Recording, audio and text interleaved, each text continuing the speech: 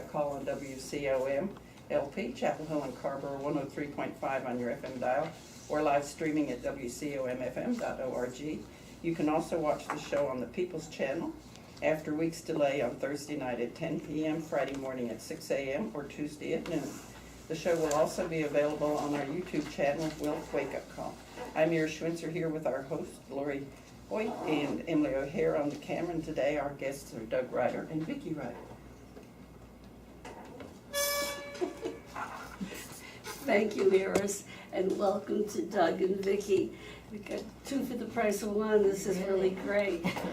And I'm very happy to see both of you. And I know there's a lot to talk about. Vicki wears two hats. One is one of the main people, or one of the people with the Raging Grannies, one of the ones who writes a lot of the music for the Raging Grannies. And Doug has another hat. He's also with Veterans for Peace. And I think one of the topics for today, though, was the Poor People's Campaign. Well, we were going to be talking about the Poor People's Campaign because the bus tour is coming to the Triangle next week. And so we wanted to be sure that listeners were caught up on what's happening with the campaign, since it hasn't been seen here in Orange County in a while. Although it's been very busy behind the scenes, and we'll tell you a bit about that. But we're also going to be talking about a film series that we've been doing, and that too is coming to Orange County on May 20th for a showing that we'll talk about soon. Well, so there's a lot to talk about. Yeah. You know, if you're not in the peace movement, I don't know what you do with your spare time, because my social calendar gets really filled up. I think spare time is something I haven't seen in a very long time. But it's all wonderful people, and it's all good, important work to be done. So who wants to start? Well, since you brought up the Poor People's Campaign, okay with you, Doug, if we Absolutely. start there? Okay. So as many of you know, back in the late 1960s, Martin Luther King was in the midst of developing a Poor People's Campaign when he was assassinated. And in about 2 years ago, Reverend William Barber picked up the torch and resurrected a Poor People's Campaign for the realities of today. And unfortunately, the realities are far worse than they were during the original Poor People's Campaign. Not to say that there weren't troubles and sorrow in those days as well. But the threats that we're seeing to our security and our safety and our well-being are really unprecedented in terms of the proliferation of nuclear arms, for example, the threats to the environment, the number of people who were falling into poverty. And so it really was time for another wake-up call and another campaign to bring all of this to the attention of all of the people, because we all are affected by it, whether we consider ourselves poor or not. We are being impoverished by the national budget that has the military as its priority, and the people pretty much nowhere on the charts in terms of priorities. So we began, and many people here in the Triangle will be familiar with the campaign, the original 40 days of direct action, during which over 1,000 people were arrested and so on. But it's the campaign, it is, as Reverend Barber reminds us, a campaign. It's a marathon and not a sprint. And so we have our times to regroup, to talk about our plans, and to do a lot of self-educating, to understand what does it mean when we say that despite the national narrative saying that 40 million people live in poverty, which would be bad enough, the number is actually 140 million. And so we've had to do a lot of work to redefine what we mean by poverty, what it means to be poor, and why so many people are poor.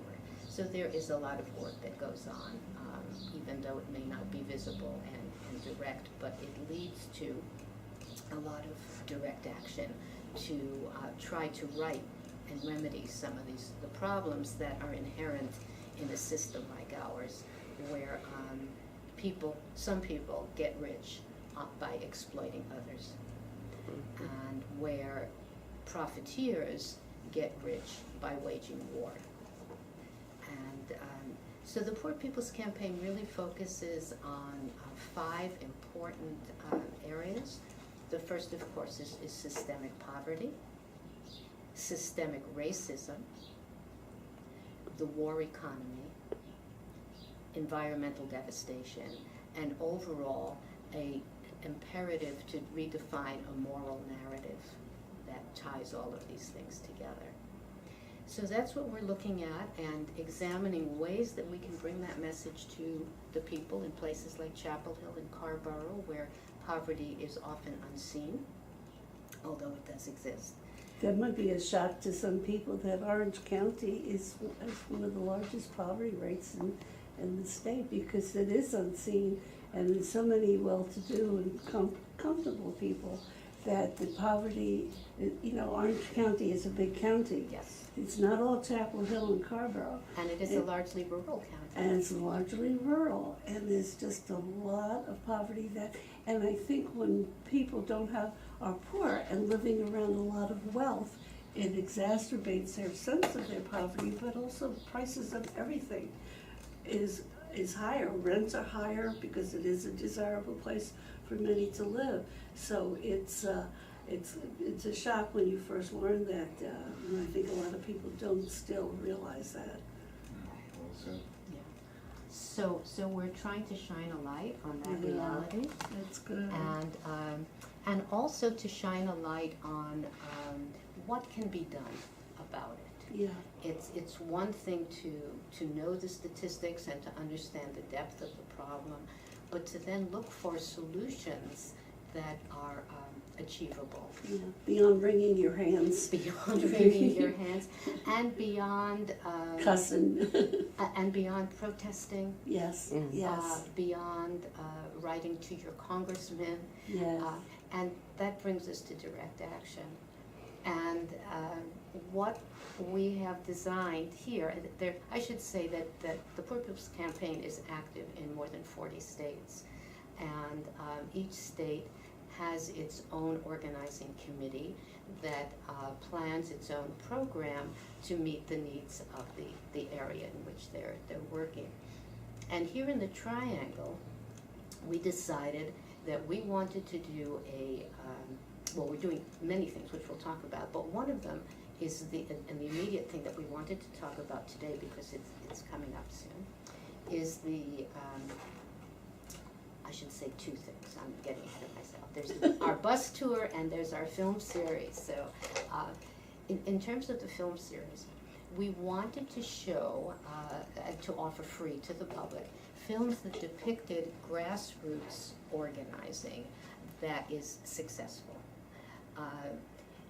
Not films about one hero who steps up and makes a significant impact, but how people organizing themselves were able to achieve some remarkable things. So the first film that we showed in Durham County was a film called Takeover, and it was a documentary about how the homeless back in the 80s took over the vacant HUD homes, houses that had been foreclosed and bought up by the government and were sitting abandoned in cities where people needed a place to lie down and go to sleep or to take a shower. They needed a home.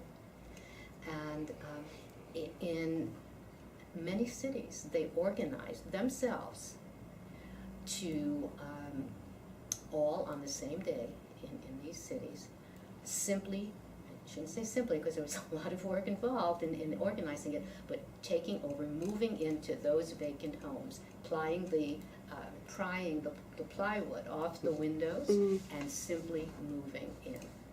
For many of them, They had no electrical hookups, there was no running water, but they had a place to go, and they took care of what they needed by themselves. Many of them, of course, were evicted, were arrested, but the impact was great because they simply refused to leave. These were buildings that were owned by their government, they were paying taxes to the government and still couldn't afford a house to live in. And it led to some significant changes in the housing rules, in the availability of affordable housing, which you're talking about, which is very hard to find in places like Scarborough. So that was takeover, and it was a remarkably stirring look at people who are homeless, who really have nothing but what's on their backs, and the strong impetus to live a dignified life, which they're entitled to. And many of them were working people. Yeah, I don't think, that's the other thing, I don't think people realize how many of the homeless are working when they can get work, and it may be temporary, but they want to work a lot of times. Of course they do. Yeah. The second film we showed was about, the second film was called How to Survive a Plague. And again, it was a documentary about how people with AIDS back in the 80s organized themselves to get the health care that they were being denied, where the pharmaceutical companies were refusing to do the research on drugs that would have alleviated their suffering and perhaps saved their lives, and where they simply, again, in many, many cities across the nation, organized themselves to demand that the drug companies step up and do what needed to be done. And of course, many died during the struggle, but many lives were saved, and AIDS became something that was not where people were no longer being treated like lepers. Yes. And where it was something that came to again, to bring attention to something that needed attention and wasn't being attended to. So our third film, and that's the one coming up, and that's why Doug is here with me today as president of the local chapter Veterans for Peace. The film we're going to be showing is called Sir No Sir. And it is, again, a documentary about how active duty military troops during the Vietnam War organized themselves to resist what they saw as an illegal and immoral war, where they were being asked to do things and obey orders that simply went against their morals. And so Sir No Sir shows how even under the strict control of the military, thousands and thousands of, and Doug can tell you the statistics, of soldiers either organized to fight it or to desert it. And do you want to step into this? You can get a chance to. No, that's quite Vicki's Very admirable articulate. spokesperson, Yes, she really. is. So to be in her limelight is enough. So I was asked in the 11th hour to join here, so I sheepishly feel like I might not be as prepared as I want. I just first want to say that I'm part of Veterans for Peace, which is an international organization which has veterans and associate members. You don't have to be a veteran. And it brings attention to the true costs of war. It's looking to stop military policy that's often driven by our military. And this is not a good way for us to go about business in the world. So when we have over 850 bases in over 160 countries, we have created quite a nightmarish reality of displacement. We wonder why we have terrorism on the increase. And that's a whole nother sideline, but essentially veteransforpeace.org, you could go there and get a lot of information. There's a platform statement in terms of peace and justice issues. You can join if you feel so inclined. And part of that organization houses another organization called Vietnam Full Disclosure. So if you went to the webpage and you did a search for Vietnam full disclosure, there is a wealth of articles talking about the true narrative for Vietnam. The government has its own spin as seen with the Burns-Novick film and those kinds of things, where it's suggesting that we just stumbled into this war nobly and not knowing, but it was very deliberate, and it was a very intentional, purposeful execution of trying to destroy the Vietnamese people. So like the My Lai massacre was not an isolated incident, it was really a very, very documented piece, as came out in Winter Soldier later, comes out later with Afghan and Iraq vets against the war, when they do their own version of Winter Soldier, talking about not just the rules of engagement that are confusing, it's much more than that. In Vietnam, it was really a systematic effort to, often by the leading officers who needed promotion, to go out to do search and destroy and to look for body count. So if there was confusion as to who it was acceptable because the rules were blurry. If the person ran, it was very highly suspect that they were a Viet Cong. If they stayed, well, they could very well also be. So, we have this whole nefarious element of the military that's really sponsoring the corporations, and we don't really look at that, but Smedley Butler, the old World War II Marine, and we have one of our members in town, the granddaughter, he Really? speaks of war is a racket. So if you follow the money, you can really find out where some of these connections are. And he was back when fighting in Haiti, I think. Yeah, he's got a long Last history. century. I mean, the guy has a significant. I mean, he's colonel? General Smedley General. Butler. So he's not somebody who's just, I mean, he's documented. He's there. It was his career, so Absolutely. he knew And it from the inside. Eisenhower too, in his farewell speech, talked Yes. about the dilemmas of the military-industrial complex, and also crossed off at that point the military-congressional complex. And now we know we have so many, what's the word? People that watch our congressmen and. Well, they were very smart. They put a lot of these defense things in practically absolutely. every district, so that they put it jobs. As soon as you want to cut back on some bases or cut back on You're absolutely right. oh no, then so that congressman will go to the mat. You're absolutely right. Yeah. Very clever, very. And what they fail to mention is that those jobs actually could be easily transitioned to jobs that pay better and hurt fewer people and create a product that will be not only sustainable but moral as well. Yes, could actually help people. Sure. I mean, if you can build a tank, you can build a solar, Yes. solar panel. Yeah. Yes. So we're coming up this year on what I will be referring to as the 50th year of GI resistance. And GI resistance has been around for a long time, not just in Vietnam. I mean, people who refused to go to war earlier would often be put in medical positions, but unfortunately they were often placed on the front lines, so they were put in very hazardous positions as a way of punishing them, and also knowing that they would, be suspect to death, their own death. So, it's a long tradition of people fighting wars or fighting the need to go to war. The movie called Mountain back in the Civil War, Absolutely. particularly in North Carolina. North Carolina didn't have a lot of plantations, and a lot of people were pretty independent mountain rural people, and they were vicious in going after them with these vigilantes. So it's a very long tradition, yes.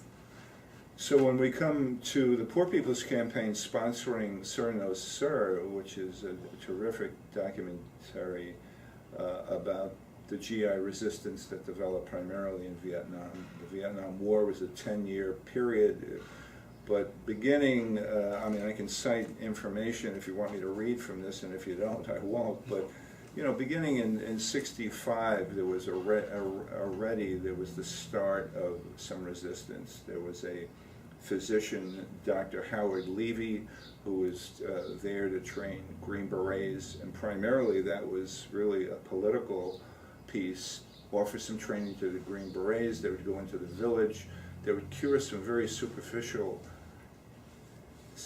conditions that the Vietnamese people had as a way of winning their hearts and minds, so to speak.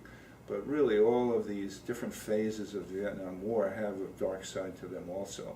But after a while, he realized that he did not want to train the Green Berets. He saw the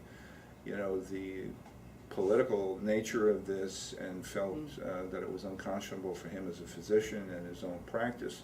And he ended up going to jail. I forget how many years, but he was sent to jail.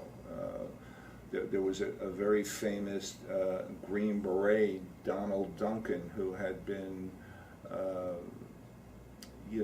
very well decorated, and he came out of Vietnam and refused.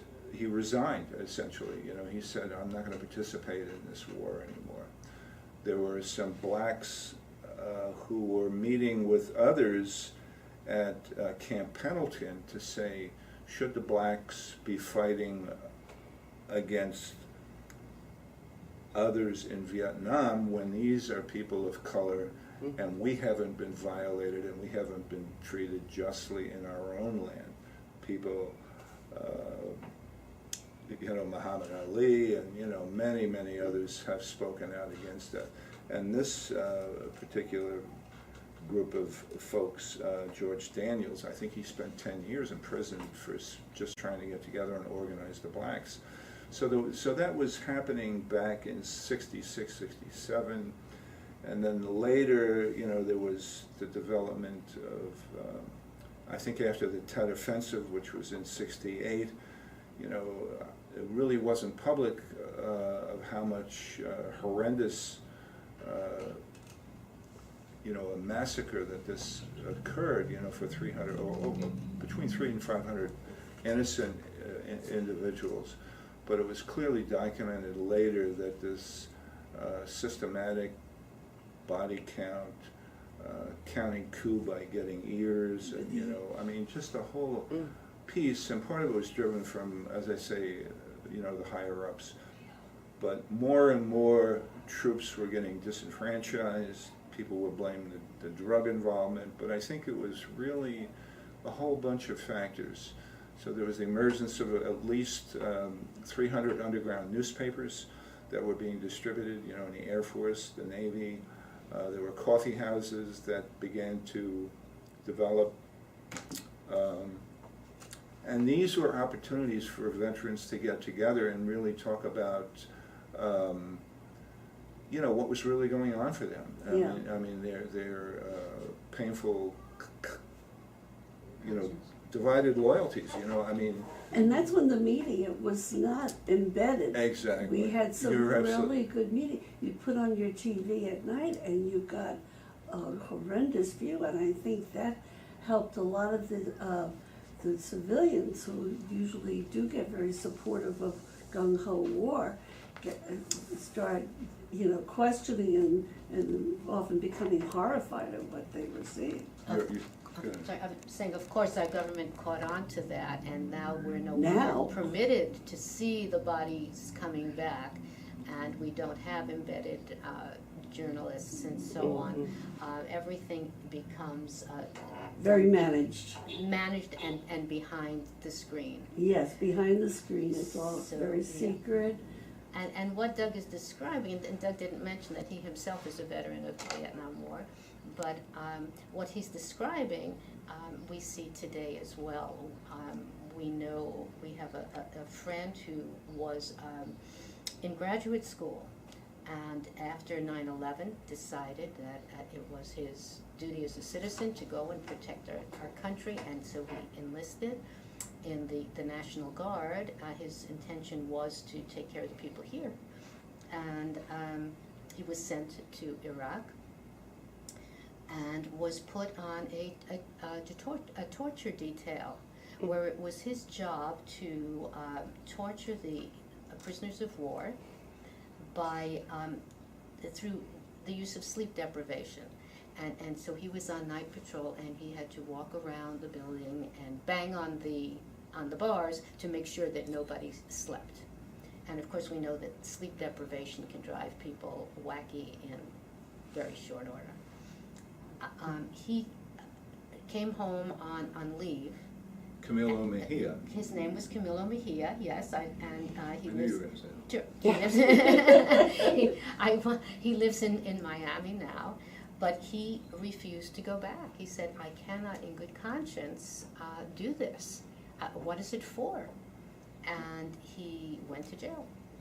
And but he was the first, and we mention him because he was the first of many who did the same in the Iraq War and in our other post 9/11 wars.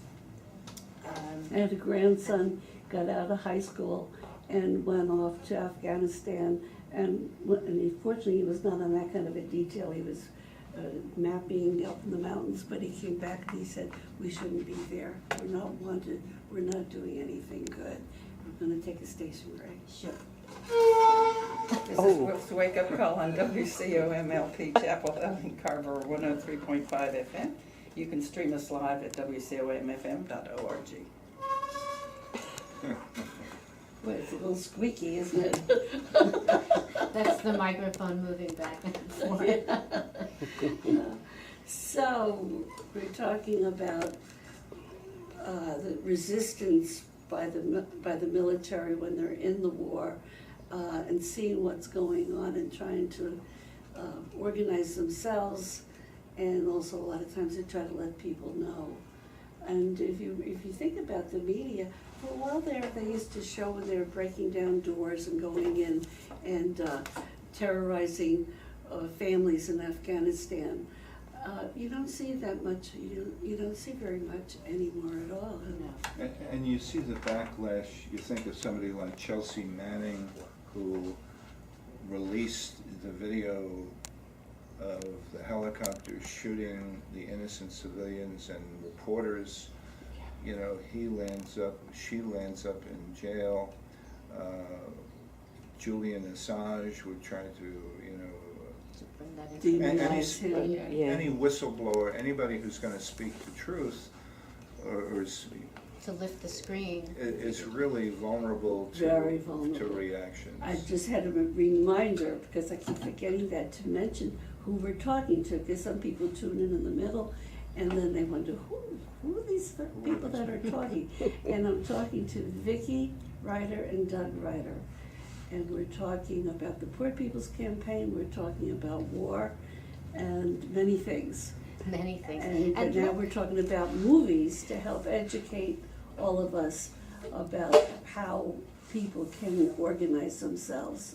Yeah, organizing ourselves and doing it at the grassroots level is what the Poor People's Campaign is about. And I wanted to bring the conversation around to why this is an issue for the Poor People's Campaign as well.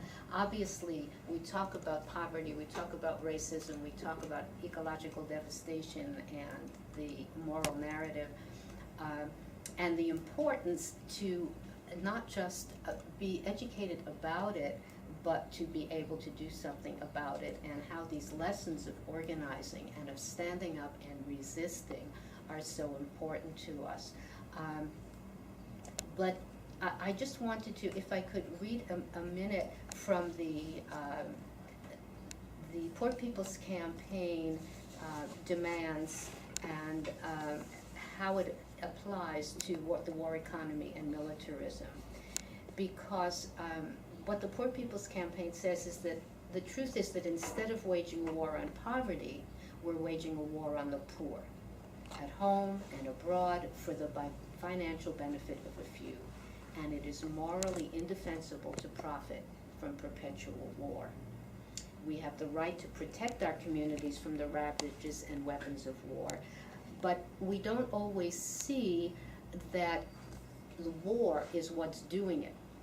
But it is. If you look at the budget, and especially the 2020 budget that has come out from our current administration, you will see that our tax dollars are being spent overwhelmingly on these wars, these immoral attacks on innocent people, while at home we say we don't have money for our public schools, we don't have money for health care, we don't have money to provide for job training or affordable housing. Well, where are our tax dollars going? And the answer is very simple. They support the war economy. And that's why the Poor People's Campaign if you recall, Martin Luther King talked about racism and poverty and militarism. The poor people, yeah, there are three. The poor people, this new Poor People's Campaign added environmental degradation as well, and blended that all together under the need for a new moral narrative, to begin to look at the decisions that are coming out of Washington and whether or not they fit with a moral narrative. And clearly, we say they don't. So we have 5 specific demands, just around, when I say we, the Poor People's Campaign has 5 specific demands around the issue of militarism. First, we demand an end to military aggression and to warmongering. We really whoop up the excitement for going to war. We see it every day. You cannot go to the movies without seeing recruitment advertising. You can't go to the state fair. You can't go to a ball game without seeing a celebration of the military. We demand a stop to the privatization of the military budget and any increase in military spending. Who profits when you talk about privatization? It's the Lockheed Martins and the Raytheons and all of the manufacturers of our war weapons. We're not profiting from it. We never see a penny. We demand a relocation of resources from the military budget to education, to health care, to jobs, and a green infrastructure, and strengthening the Veterans Administration. That must also remain public. You know that they're trying to privatize the Veterans Administration. And this is like, a lot of times they do some sleight of hand about the military budget, just about the current. They don't add in very often about the medical care for all these veterans over the many years, and that will be continuing with so many with horrendous injuries that will need lifetime care. And yet they keep saying, oh, there's not quite enough money for that. There's never, they act absolutely appalled that somebody would talk about health care for all, like, what is this idealism, this pie in the sky, get real. And it's almost like shock that people would dare to talk about anything that would benefit people. And yet, from what I understand, 70% of people do want good education. If they do a poll, they do want clean air and clean water, and the politicians do this sleight of hand. Oh, it's just, yeah, that would be nice, but we can't possibly afford that. Of course we can afford it, and in fact... But they don't question the No. military budget, and in fact they say, oh, you're not asking enough, let me put in a few more $1 billion in that. It's so... They have added, just so that, I think I have the... Well, when you're looking, I think it's over 50 cents on every dollar is spent on the military. Oh, even more so. It's more, I'm being conservative. Yeah. So if you think of that... I had the budget for, I'm just looking here, for those of you on the radio who can't see what I'm Sure. shuffling papers, but we've had some information on the new budget, and, but I will But find it's it later. it's $1 trillion budget, and the resources that takes away from, the infrastructure, rebuilding. Yeah, where did that infrastructure go that Trump was promising people to? You don't hear about that. Where did that go? bridges are falling Well, apart. I think Yeah. the roads are I falling think the apart. sleight of hand that you talk about Yes, is the to sleight of create, hand.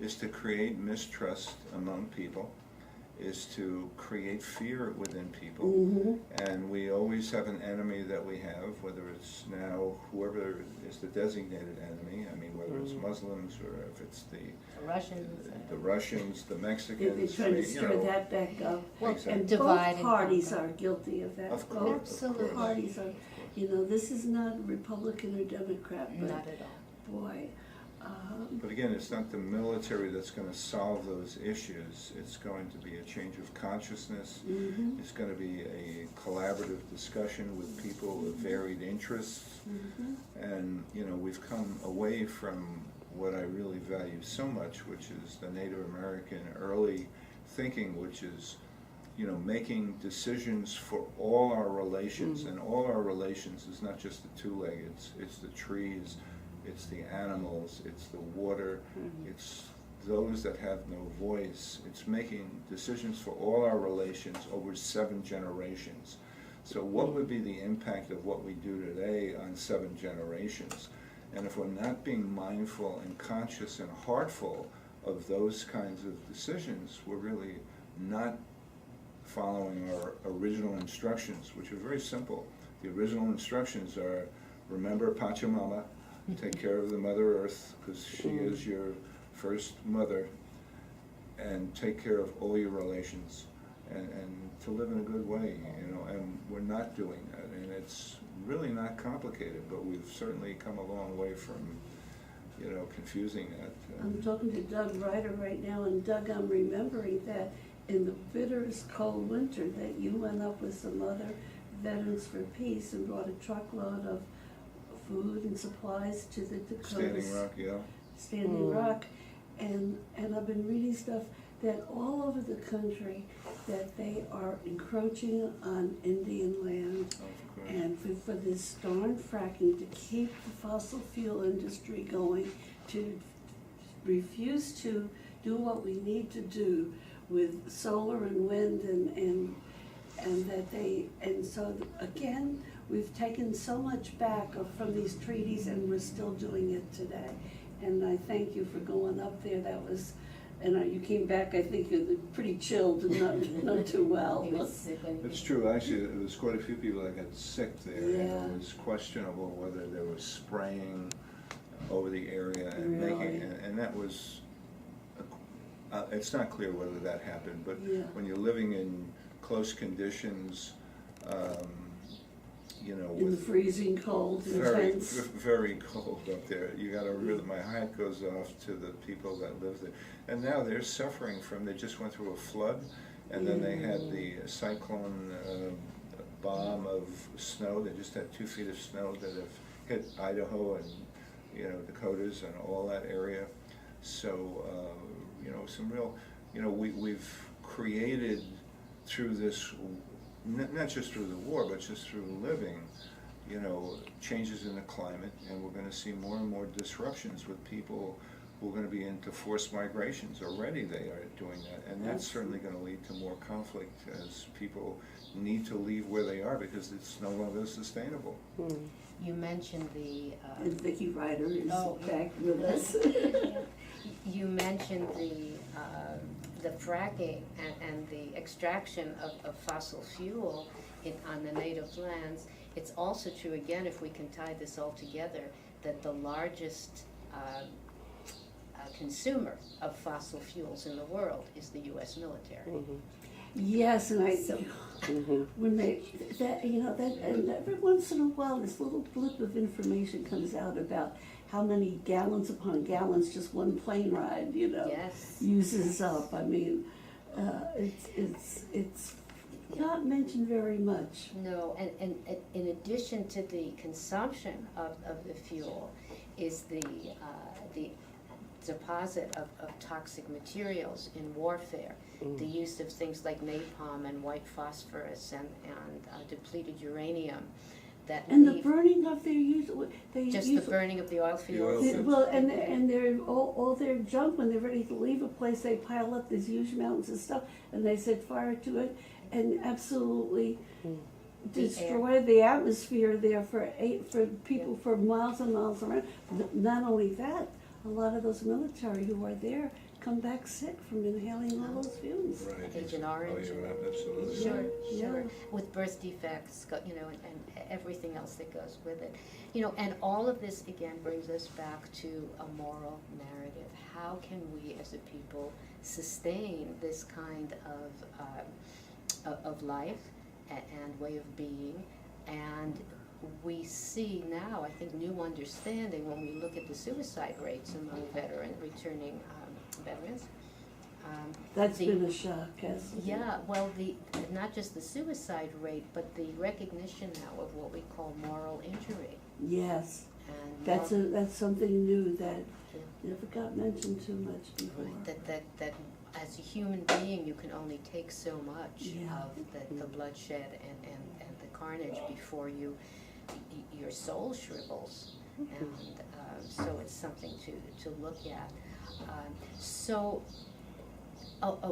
But you did mention that the enormous cost of why we say we don't have money for public schools and so on. And the Poor People's Campaign has done an exhaustive audit, and they're going to be having in June a convocation in DC when they disclose the actual budget and how the allocations could be done. People say, well, we can't afford it, and it's enough to say, it's not enough to say, well, yes, we can, but to show in actual numbers that we can indeed afford it if we make these changes and the transitions to a more peaceful economy. So I think if people want to see resistance and action, sometimes you think the military is such a huge machine, there's no way you can stop it. But when you look at that, we had 500,000 deserters during the Vietnam War. We had a resistance that was incredible, both in its numbers and in its actions and in what it did to really bring an end to that war in ways that we may never know. And that's another thing about working in something like a long-standing campaign like this, is that we don't see immediate results. I sometimes question myself, and Doug questions, why are you going out again? Another protest, another letter to the editor. Does it really make a difference? By itself, no. And that's why numbers are so important, and why when we have a call to stand up, as we do on May Day this year, where our teachers are coming out to say we need money for our public schools and so on, it's important for us all to be there. If you think that public education is important, then you have an obligation, a moral obligation, to get yourself to Raleigh, put on a red shirt, and come on down and stand. You have to stand for something. And I've just always lived my life that way, and I hope that others will do the same, because it's one thing to decry the reality, but it's another thing to say, I will stand. And that's all you have to do, is just show up. It's And important. The News and Observer has a really nice, one of the editorial page, relatively short article, but really pointing out that the teachers are not just going because of pay. Yes, that too, but they're wanting better resources for the schools. They show, they talk about getting the information, how in real money, what's being spent per pupil has gone down in the last 10 years, not gone up as we have inflation. It's been reduced. But also that they're shortchanging on counselors, on social workers, all the auxiliary, and one teacher wrote this article, about I want to be a teacher, not a counselor, not a social worker.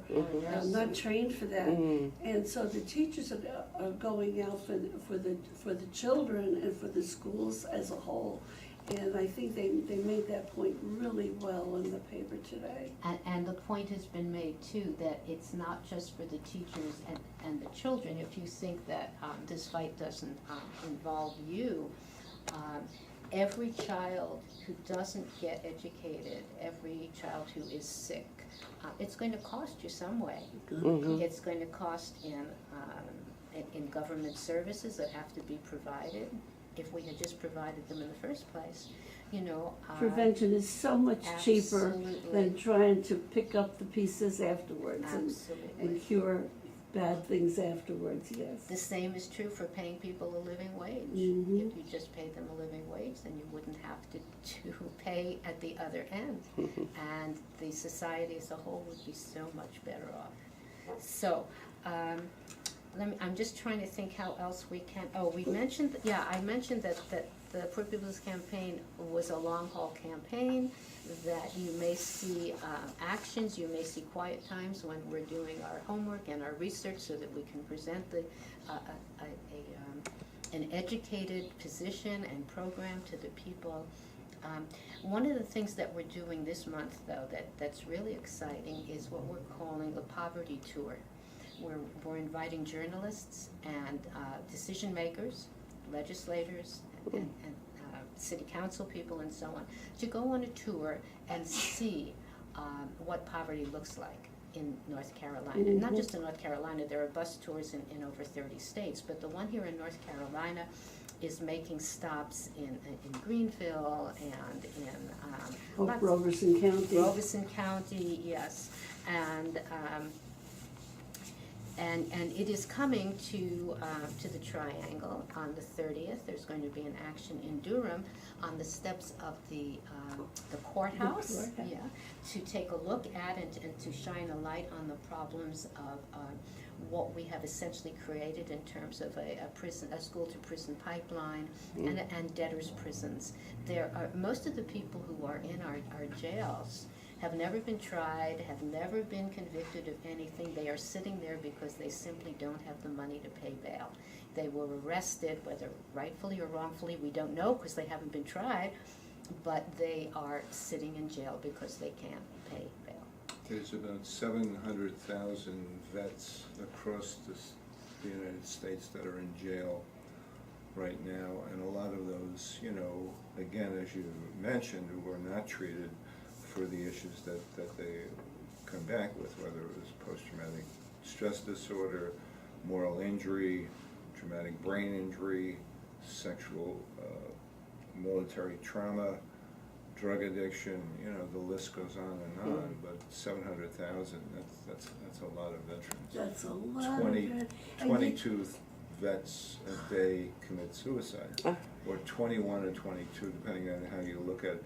And those are only the ones that you can get documentation from. We did a walk many years ago from Rochester up to Fort Drum? Yep, Fort Drum, bringing attention to, well, it was the development of the coffee house there, but there was also the concern about the high arrests of veterans for DWI and a lot of suicide through driving while drinking. And, you know, again, that would be an indirect way of committing suicide, but, you know, we don't have all the documentation, but 22 a day is really much too much. So let's not put our men and women in harm's way without having a clear entrance and exit plan, and also making a commitment and a responsibility to take care of those men and women when they come back. When they come back, and that's what's so infuriating. All the politicians get all misty-eyed and, they just love the military and they like to put buttons on and, and then they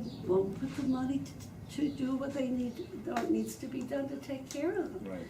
And to fulfill their obligation. I mean, it's an implicit promise. If you go and risk your life for your country will stand by you when you come back and take care of you. That's the implicit promise. And it gets even more insidious. There was a movement to entice recruits from other countries, mostly from Central America, with the promise that they would be given an easy path to citizenship if they served. Those that came back, not only were they not given the citizenship, but many of them have been deported. And we think that that's something that needs the attention of the people who say that they support our troops. Or if they were killed in action, the families weren't given the benefits that they would have, that a serviceman who had, Citizenship. Exactly. Yeah, we're talking about, and Reverend Barber has been such a wonderful person to be talking about a moral imperative. Yes. I mean, and if ever, and I think that's why people respond to him. I think people are hungry for wanting things to be better, to be asked to call forth their better angels. And he has been just so inspiring by that. A lot of people who are not the least bit religious, you know, didn't think about a lot of these things. There's so many. It just will surprise me how say, oh, now Reverend Barber, boy, he's really something, you know. He is something, He and he really also makes is. very clear, as you said before, Lori, this is not an issue of Democrat or Republican or right or left. It's No. a question of right or wrong. Right or wrong. Yeah. And do we want a country that lives up to the promises it's made, its commitment to its citizens? And it's the thing that's infuriating with this country is because it's wealthy enough to do things that some poor countries may not easily do.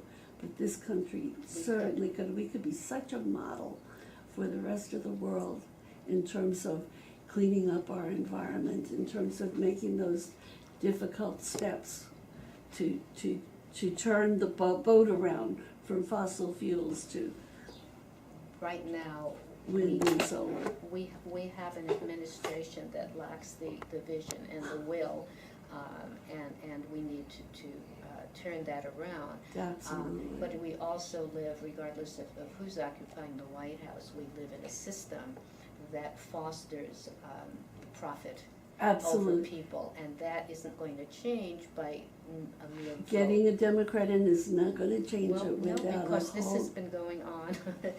It certainly predates the Trump administration, we always know that.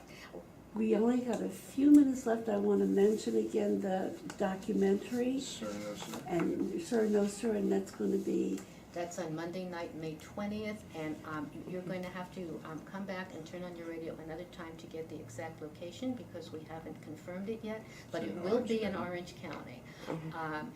We also want to make sure that we it will be, mention what, about 6:30, 7 o'clock? 7 o'clock. 7 7 o'clock. So put on your calendar, 7 o'clock Monday night, May 20th. You're going to be seeing Sir No Sir. We just can't tell you where right now. Well, what would be a email or website that people could find out? You can just go to Poor People's Campaign NC.org. Okay, And Poor we will- People's Campaign NC for North Carolina.org. That's not Right. too difficult. Let me tell you also that, because we mentioned the bus tour, so Tuesday night, April 30th, we will be in Durham at the courthouse. 5 o'clock. I believe so, but I do not have that information right That's now. I Did you get it? got an email from Reverend Barber. There you go. telling Okay. me about it. I I was thrilled. Yeah, no, I just, for some reason, It's in your email. it's in my emails, it is there, but Wednesday morning, May 1st, we will be standing in not just with the teachers, but also going in to talk to our legislative representatives about the need for a redirecting of our budget priorities. Good. And then I just encourage, above all, for people to get in touch with the Poor People's Campaign. Just Google Poor People's Campaign NC. You live in this, you live here, and if you want to see any changes, you need to stand up and get involved.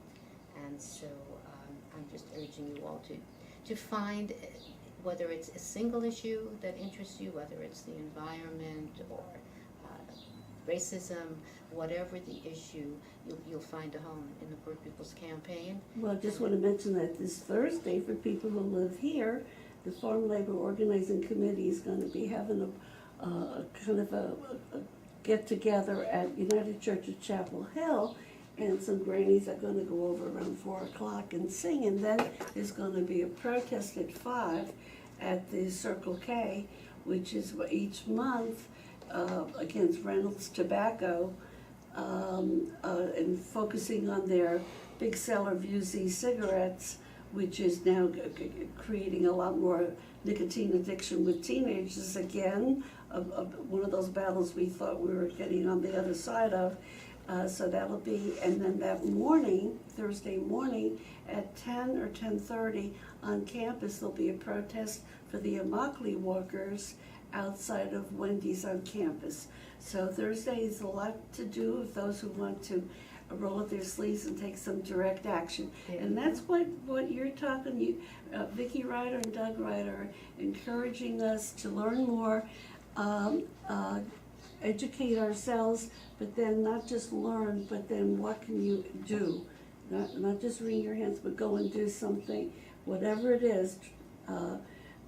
And we're making some suggestions for you today. Right, and So, if direct action is not something that you're ready for, you can always, and you have not only a right but a responsibility to let your elected representatives know what you expect of them. You can write letters to the editor. Is that what were you going to say? No, I can't think of who the author is, but I love the quote, I speak louder not to be heard, but to give voice to those that have no voice. That's beautiful. And just a simple one from Gandhi, violence begets violence. All those bases, all that military, the more we do that, the more we create violence. Absolutely. And once people get, it's a simple thing, violence begets violence, doesn't cure it, doesn't heal it. And you cannot bomb your way to democracy. Yes, that's even better. Thank you, Vicki Thank you, Ryder Carl. and Doug Ryder, All of thank you. you for coming today. Thank you. You gave us a lot